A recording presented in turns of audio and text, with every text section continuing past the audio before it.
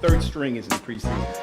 I mean, come on, you gotta need Stamkos. I think still people question that. No shit, Andrew, but that's not how you win cups. Tampa Bay Rays are going to win the World Series. You can mark it down. Okay, I'm done. I'm done. Jimmy's life has its ironies, that are like. No, Jimmy's the idiot. I'm getting laid off due to lack of work, but there is no. So that's all that matters. That's how. Wait, that's interesting. Yankees Dodgers.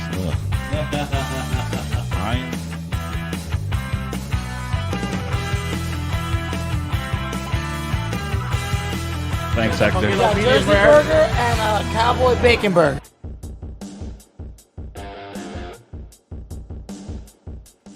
All right, ladies and gentlemen, we are back on the Doug Siravo Show, which is brought to you by the Monkey Bar and Grill. Swing on by. We have a returning guest on tonight's show, the host of the Madison Miller podcast, Madison Miller. How are you doing tonight?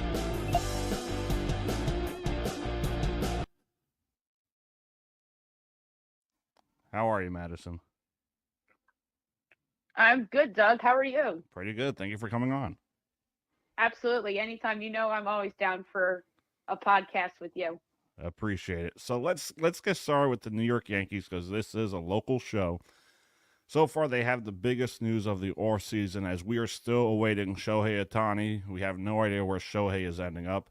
But the Yankees did go out and acquire Juan Soto. How important is it for the New York Yankees organization moving forward in 2024 and if he extends beyond that?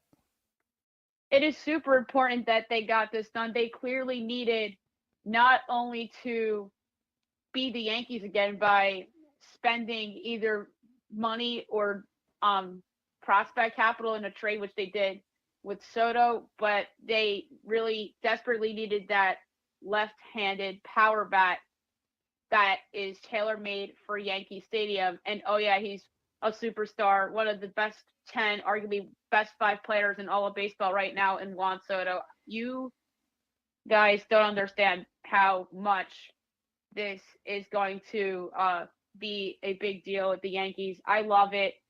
Brian Cashman and Hal Steinbrenner had to do it, and they, let's face it, they had a ton of pressure on them to make big moves this offseason, and this one obviously was the single most important one that they had to do, and that is one check mark off the list, and there's possibly more to come as well. So I want you to respond to what my co-host David said on Dougie on the Boys said yesterday. He said it's a great move, but it is propaganda for fans to buy jerseys, fans to come back to the stadium.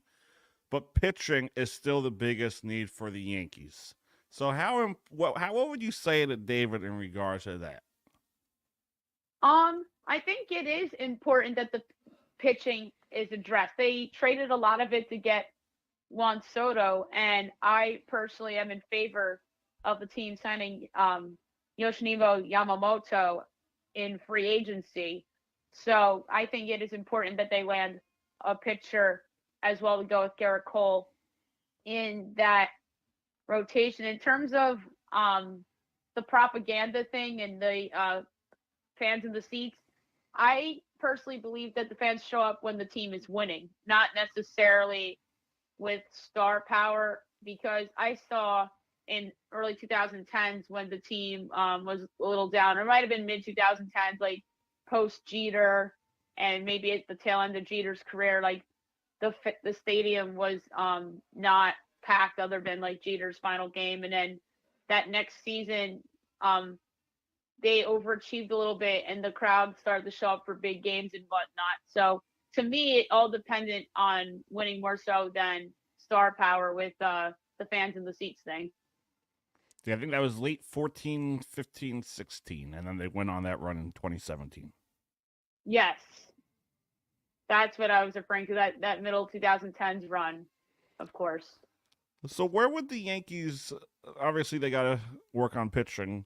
They have their bat. They got the left-handed bat.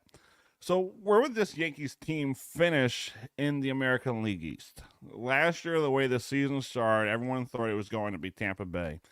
They fell off to injuries, and there's rumors going on that they are going to move Tyler Glass now Randy Arozarena could be available. Can't confirm that yet, but that's what I did hear. Baltimore just signed Craig Kimbrell. So between the Orioles, the Rays, and the Yankees, where would the Yankees finish based on today?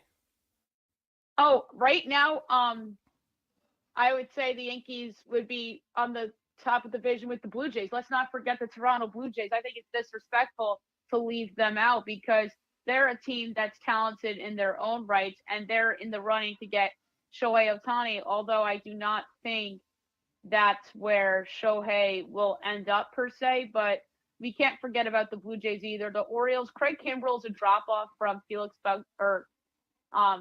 Bautista, the closer, but it's a good short term fix. He wasn't bad last year on Philadelphia, but it is a drop off from Bautista. But the Orioles are going to be there, but at gunpoint right now, I would say Yankees would be my number one in the division. A very close second, Toronto, and then the Rays and the Orioles, and then obviously a distant fifth with the Red Sox. And then your team, by the way, the Rays, who you alluded to earlier, I think it would be a mistake for them to trade Randy Arozarena. I think he's an outstanding baseball player. He's proven to show up in big games in the past. He killed the Yankees in that COVID series. He was great against the Astros and the Dodgers in their World Series run. And Glasnow, I could see them trading. They have depth pitching wise, although they do not have McClanahan in 2024, which is a big problem. So it's going to be interesting to see how the rest of the division shakes out for the rest of this offseason. But yeah, the Blue Jays to me are very interesting. So let's not forget about them. Could you see Tampa Bay and Blake Snell having a reunion? Or would Blake not want to go there knowing what happened in Game 6 of the 2020 World Series? Oh, I cannot picture a reunion. And that is one thing that I never would have thought about until you said it. But I do not see a reunion there. I could see the Rays doing maybe they, in a potential Glasnow deal, take back somebody else's pitcher and then they turn that guy into a potential stud kind of pitcher. Like we saw that in the Chris Archer deal. They trade Chris Archer to the Pirates, and then obviously they get back Glasnow, and Glasnow turns into a stud for the Rays for a little bit there. So I could see something like that with Tampa with Glasnow, but I just can't figure out the team. I need to do some research on that one. I want to talk about the other side of New York, the New York Mets, only about 15 minutes by car or 10 minutes by train. Carlos Mendoza is their manager, former bench coach of the New York Yankees.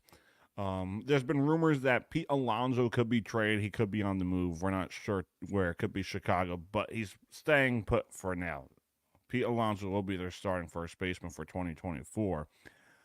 What do the Mets need to do this offseason if they want to be a playoff contender, whether it's the wild card or the division? They brought in Jorge Lopez, but is that enough? I do not think that is enough. I think the Mets are under immense pressure, and arguably more pressure than the Yankees, to get another pitcher in that rotation to go with Cody Senga.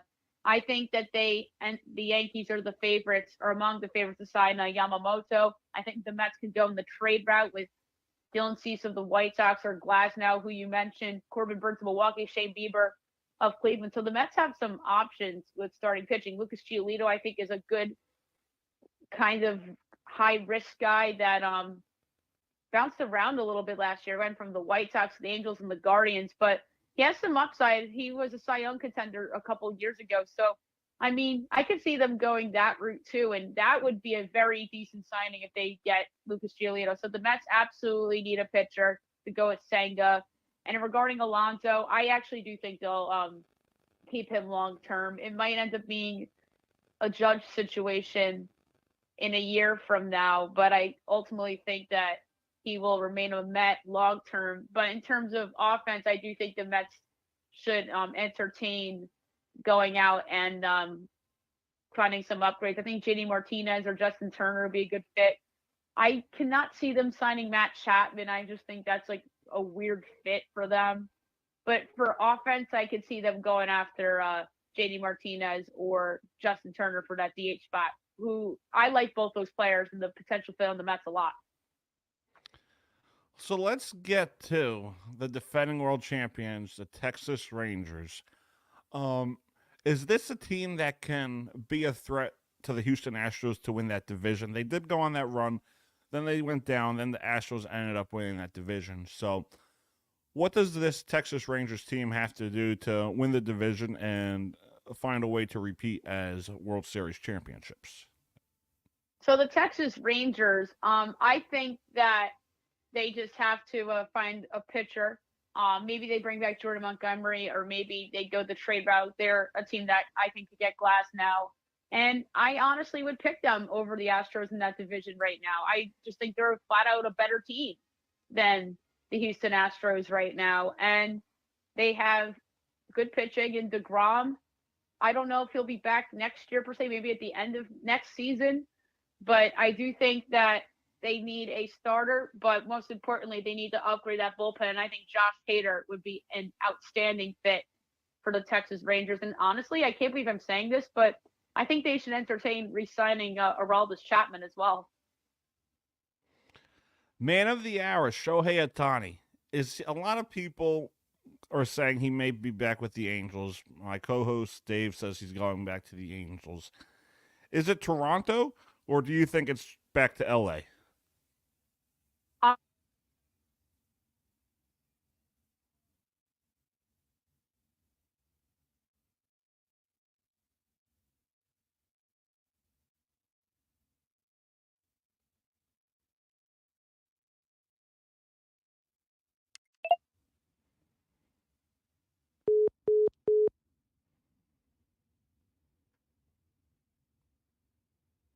We might have lost her.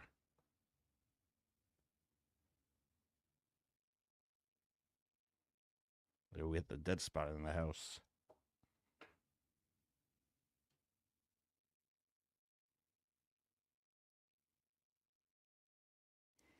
Yeah, just give it a minute. We have a dead zone in the house, so we're going to call it back.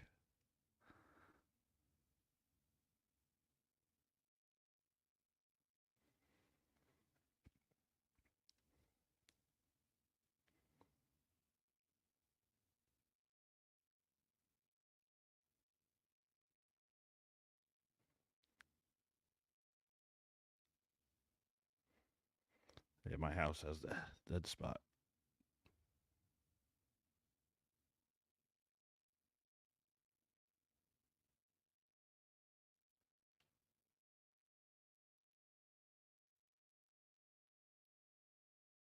So it gets connected.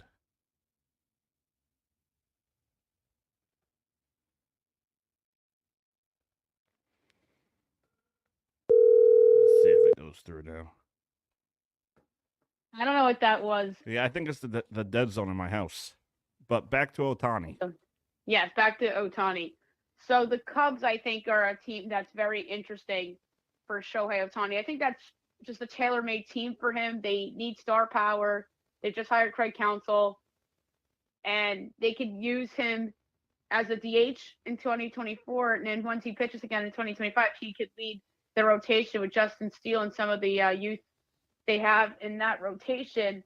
And it's a big market team too. Saya Suzuki's on the Cubs, and maybe there's a connection there. So why not the Chicago Cubs? I absolutely adore this fit for Shohei Ohtani. That's where I predicted that he was going to go when the offseason began. They're a finalist for Ohtani, and I think there's still a chance that they sign him.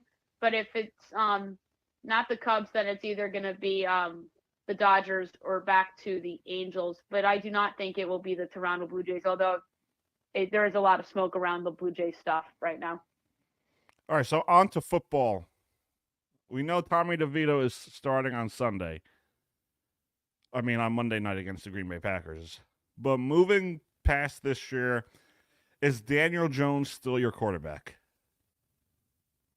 I do not think so.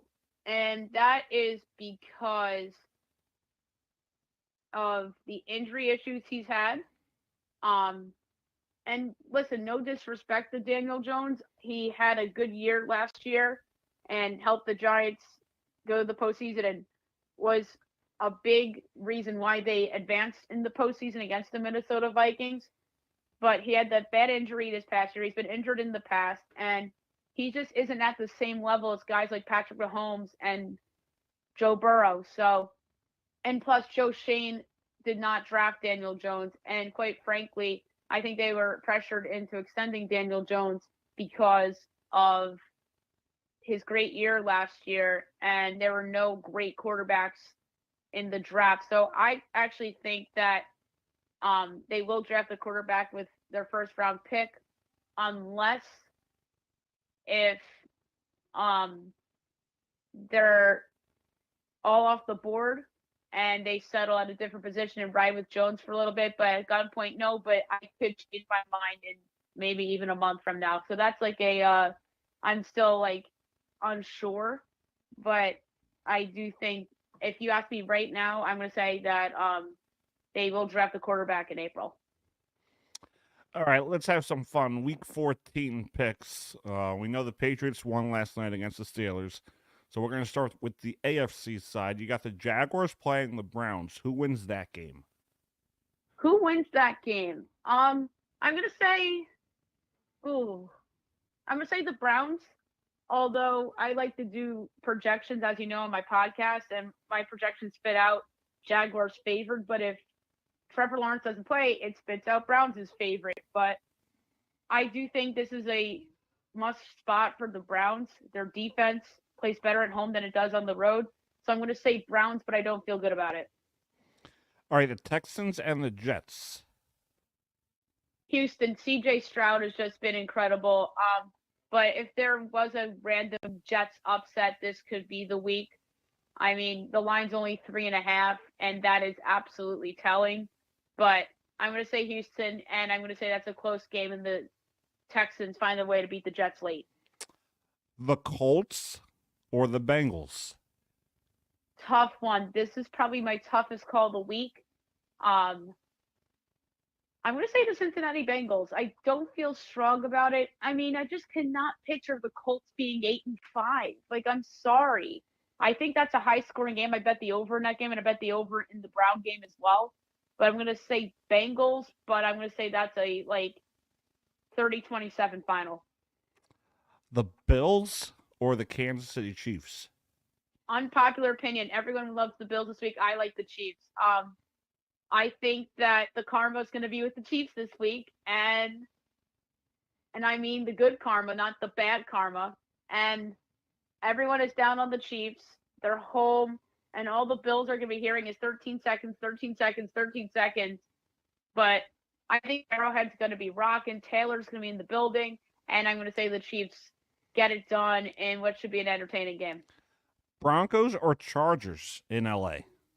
Broncos. I don't trust the Chargers. Broncos need the game. Russell Wilson's starting to play better, although that was not a good last drive against the Texans last week. So I'm going to say Denver bounces back, and they need the game. They have the much, much better head coach in Sean Payton as well. Titans or Miami? Oh, Miami big. Actually, no. I wouldn't say big, but by double digits. I think Tennessee can cover that game, but I'm going to say Miami's up big, but Tennessee backdoors them late. So I'm going to say Miami by 11 on Monday night. All right, so I'm going to do the AFC versus NFC since there's only 2 games, and then we'll go back to you for the NFC. I like the Rams. I think they're playing phenomenal football. I think they're a team that could be one of those underdog teams and go to a Super Bowl appearance. May not happen, but I like that team. So I'm going with the Rams to upset the Ravens. And the Vikings have been very inconsistent. The Raiders have been very inconsistent. But with Jefferson coming back on Sunday, I believe, I think the Vikings have a good shot. I think Dobbs will bounce back. So I have the Vikings winning that. For the NFC side, we got the Tampa Bay Buccaneers against the Atlanta Falcons. Who you got? Oh, that's not a good game. I'm going to say Falcons, but they barely win. I'm going to say Falcons close. I'm going to say the Baker Mayfield makes it interesting for the Bucs, but I don't know. He has a dumb turnover late at Atlanta, but that's a game I'm not betting on. Detroit or Chicago in Chicago? I think the Bears are live to win this game, but I'm going to say Detroit wins. although the Bears will score a lot of points in this game, and this is a game I bet the over on. So I think that high-scoring game, Lions win by 3. The Panthers or the Saints? Another game of the week. The Saints, and I'm going to say that the Panthers for the second consecutive week come darn close, but Saints because they have more talent. Seahawks or Niners? Niners big. I don't trust Seattle. Seattle's a team that is trending in the wrong direction. The Giants have their second round pick. Let's not forget that. I think the 49ers win big. Eagles or Cowboys? This is the Madison and Doug roots for nobody game, but I think the Cowboys win because they absolutely need the game. They need to prove that they can beat the higher echelon teams in the league, and this couldn't have worked out better for Dallas. Philly has injuries and problems all over their defense right now. I think Dallas's offense is going to rock. The Cowboys are home. That crowd is going to be ruckus. Sunday Night Football. Chris Collinsworth's going to be doing his thing, obviously, on the broadcast and raving about Dak being an MVP candidate. And I think Dak will prove to be an MVP candidate tonight or Sunday night. So I'm going to say Dallas in what should be a really fun game. Packers or the Giants? All right. I just said that Daniel Jones is going to be the quarterback next year, but I could be wrong. But I'm going to say the Giants pull it out. No one's picking the Giants this week. Everyone's high on the Packers. The line's 6.5. I think this could be the rat line of the week. I almost pulled the trigger and put the Giants in my Fat Five this week. I'm going to say the Giants actually cover and win outright, but I don't feel good about it. And this is only because I don't trust Jordan Love on the road in a night game in which the Packers are getting smoke blown up their you-know-what. So I really think that the Giants are going to potentially win the game.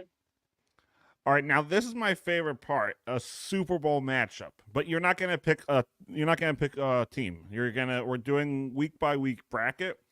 So we're doing our week 14 matchups and what the playoff bracket is based on in week 14. Oh. Yes, we do this every Thursday. We always come out with the Eagles and the Dolphins. Last week we came out with the Ravens and the Niners. So we're going to start with the AFC side. Your first matchup in the wild card round is the Browns and the Jaguars. Oh, and those two teams are playing each other on Sunday. Talk about irony. Trevor Lawrence will be healthy by then, so Jaguars. The Texans against the Ravens in Baltimore. You said the words in Baltimore, so I have to go with the Ravens. Steelers, Chiefs. Oh, my God. Talk about... Oh, listen, it has to be the Chiefs. I'm sorry. The Steelers, to me, are a team that's heading in the wrong direction. I mean, that Kenny Pickett injury might cost them a playoff berth. So it has to be the Chiefs. I mean, if the Chiefs lose to the Steelers in the first round of the playoffs, yikes in capital letters. But, yeah, Chiefs. All right, first NFC matchup, Eagles at the Falcons. Oh, Eagles. Wait, Eagles at the Falcons, so you have the Cowboys in first? Yeah, Cowboys I guess they have the tiebreaker. Oh, okay. So, Eagles at Falcons. Oh, Philly should destroy that, and that to me is very reminding of the Cowboys beating the Bucks last year. Vikings, Dallas in Dallas. Cowboys could beat Josh Dobbs. It's a cute story, but if the Cowboys lose to the freaking Vikings and Josh Dobbs, they're going to be mocked so badly, but they should beat the Vikes. And then Rams, Lions. Ooh, all right. This is a fun one because it's Jared Goff against Matt Stafford. Those guys were traded for each other. That's right. That's right. I love that matchup. I hope that happens. You know what? Screw it. I'm gonna go with the upset here. Coaching advantage. Although quarterback, I'm going to say slight edge Detroit. Wide receiver, oh my God, Cooper Kupp and Puka Nacua versus Amon-Ra. Give me the boys on the Rams and the best defensive player on the field, Aaron Donald. So I'm going to say Rams. All right, AFC side, Dolphins. The Ravens against the Chiefs in KC. Ooh, that's a hard one. I just don't like what I've seen from the Chiefs recently, and the Ravens coming off a bye. But I don't know if I trust Lamar Jackson on the road in a playoff game. So I'm going to say Chiefs low scoring. Chiefs defense gets it done. Jaguars versus Dolphins. Ooh, Battle of Florida. I like it. Best player on the field, Tyreek Hill. Quarterback matchup, I think, is a wash. And the Dolphins, I think, are more talented on defense. And I think the coaching matchup, probably slight edge to Doug Peterson because of experience. So I'm going to say Dolphins in a close one. NFC side, Eagles, Cowboys. Oh, that's also a game that's being played on Sunday. Mm-hmm. Playoffs, though, you have to say the Eagles, more experience. Jalen Hurts has more playoff success than Dak Prescott. Granted, it was pretty much last year's Super Bowl run that it's based off of. So I'm going to say Philadelphia gets it done in Dallas in the postseason. And then Rams, 49ers. Oh, San Francisco will beat the Rams similar to how the Eagles beat the Giants in the division round last year. All right, AFC Championship game. You got the Chiefs versus the Miami Dolphins. The Tyreek Hill Bowl. I love it. Ooh, let's go with the Dolphins. They should have beat them in Germany, and I think Tyreek gets his revenge here. Let's go with Miami. And then your NFC title game, a rematch of last year, but in San Francisco, Eagles, Niners. I'm going to go with the Niners.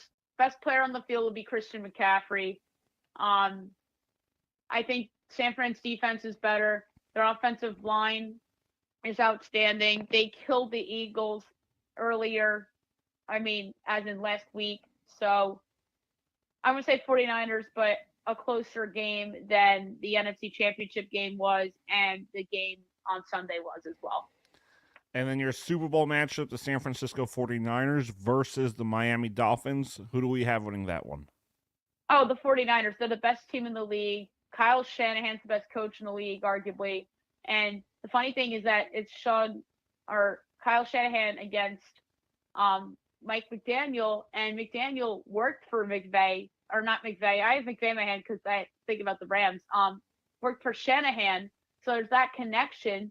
And then you have Tyreek Hill against Deebo Samuel in terms of receivers. Oh, my goodness. This is an incredible Super Bowl. I would really love to see that play out in Vegas. So 49ers over the Dolphins. All right, and before we let you go, let's talk about the New York Rangers, the first place New York Rangers. Is this going to be consistent for them throughout the season, or do they end up falling off towards the end of the year and get cold at the wrong time, or do they ride into the sunset and win a championship? To me, it depends on health. And if everybody stays healthy, they absolutely have a chance to go far in the postseason. I'll admit, I thought that the Rangers had a possibility to have a season similar to the 2023 Yankees in terms of a lot of injuries and kind of like the core, kind of like the Panarins and Zibanejad and Kreiders kind of fallen off a little bit. New coach in Laviolette. Like, I wasn't that high on the Rangers before the year. I was very high on your team before the year, the Devils, but I'm very pleasantly surprised at how well the Rangers are playing. They are a cup contender. I'll admit defeat on what I thought the Rangers were before the season, but we'll see. I think they have to be healthy, and I think that the Eastern Conference is still wide open. Boston has bounced back after the President's Trophy and losing in the first round, but I got to be honest, I don't really want the Rangers to win the President's Trophy because look what happened to Boston last year. That just puts a ton of pressure on you. So Let's just hope the Mhm. Rangers get into the spring healthy. There'll be ups and downs in the season in the NHL like there always are. They'll make a trade. They need, I think, help on defense because their defense has been a little leaky lately. They gave up 6 goals to the Senators. They gave up 5 to the Sharks. And then they gave up 3 to the Predators. But the Predators, I mean, everybody scores 3 goals a game pretty much in hockey other than the Sharks. So, and then the Rangers gave up 5 to the Sharks. So I think the Rangers need help defensively. So I think they will probably win the Metro Division, but I think that they do have to make a couple of trades to consider themselves one of the favorites to win the Stanley Cup. And finally, I want one prediction for 2024 within any of our favorite sports teams. Could be the Devils, could be the Rays, could be the Yankees, it could be the Giants, the Knicks, whatever you want to throw out there. One prediction or what you want to happen. This is a hard one. All right, we didn't talk about the Knicks yet, so I'm going to make my prediction about the Knicks. I think the Knicks finally trade for a superstar. I don't know who it's exactly going to be, but they've been dying to get that big name star. I mean, there's pressure on them now. The Yankees went and got Juan Soto, and now everyone's like, why can't the Knicks trade a star? Blah, blah, blah, blah. Is it during the off season or is it during the season? The off season in July. Maybe at the draft. I'm going to say in the off season. That's my prediction. I'm going to say in the summertime they'll acquire a star. I don't know who it's going to be because you never know how seasons will play out. What if Damian Lillard gets injured and the Bucks fall apart? Maybe Giannis becomes available. Maybe Tyrese Maxey gets injured and the Sixers flame out and Embiid's available. It could be like a situation like that where something unfortunate could lead to a star wanting out and the Knicks pony up a big offer and they take it. Hey, Donovan Mitchell may be on the move. We never know. Yeah, but I'm not the biggest Donovan Mitchell fan, though. To me, he's just not a number 1 scorer on a championship team. That's my issue with Donovan. He wasn't really that great against the Knicks in the playoffs last year. So, I'm not the biggest Donovan fan. Yes, he's a great player, but to me, he is probably like a 1A rather than a true number 1. Makes sense. Yeah, so that's my take on Donovan Mitchell. I don't think he's vastly overrated, but I think that he's a player that's not a best guy on a title team guy. To me, he's not Jason Tatum. He's not Joel Embiid. He's not, obviously, Jokic. Heck, LeBron could still be the best guy on a title team, for crying out loud. Yeah, that's true. All right, thank you for coming on. Would you like to advertise your podcast to my listeners? Absolutely, the Madison Miller podcast. Monday through Fridays is the regular shows. I have guests on as well. Doug, you're more than welcome to come on anytime. Yeah, for sure. Maybe next week if you're around, we'll pick a day because we usually do home and homes. And I occasionally have guests on just to talk about a variety of things. And I love my show. I do it on the weekdays, sometimes on the weekends if a big trade or big signing happens. Like if Shohei Ohtani were to sign tomorrow, I'm going to have to do a podcast tomorrow. We'll put it that way. So the Madison Miller podcast, you can find it on Spotify.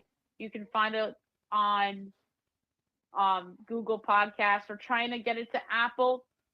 We're working on it. So you can find me on Spotify, the Madison Miller podcast. All right. Thank you. It's always a pleasure, and we'll see you next time.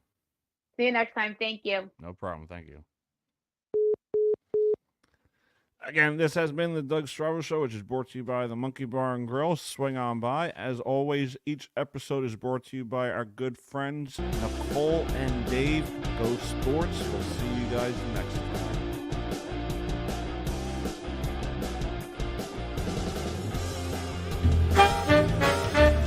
This episode was brought to you by Nicole and Dave. Go Sports. For all your latest information surrounding the world of sports, talk to Dave.